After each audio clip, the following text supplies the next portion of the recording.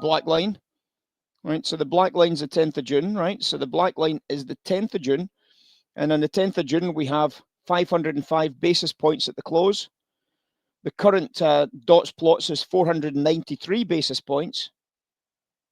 So that gives us, of course, 12 basis points of move. The minimum range on the DV01s is $200. The maximum range is $300. $200, of course. The idea of that $200 per DV01.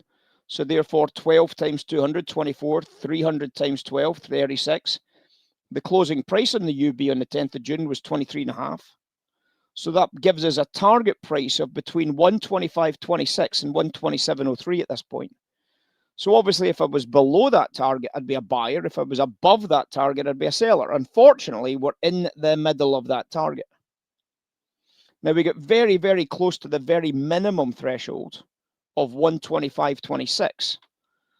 We got down to a low price of 126.0432s. So we were obviously very aware of the fact that we got very close to that as a possible play. And obviously at that situation there, you know that I was a buyer of treasuries at that point because I showed you the screenshot. There it is there. So when we got down into those low edges, of course, the minimum threshold is just below it. So we should never go anywhere near that minimum threshold. So I like the chance of maybe trying to test back up to 127s today for the follow-through trade. So that's my preferred trade is the follow-through. So my idea is that if I can hold on to this long position to try and run it back towards swing highs, 127 break, well, obviously the maximum threshold is 127.03s. So obviously you're starting to get a little bit stretched at 127.03s, aren't you?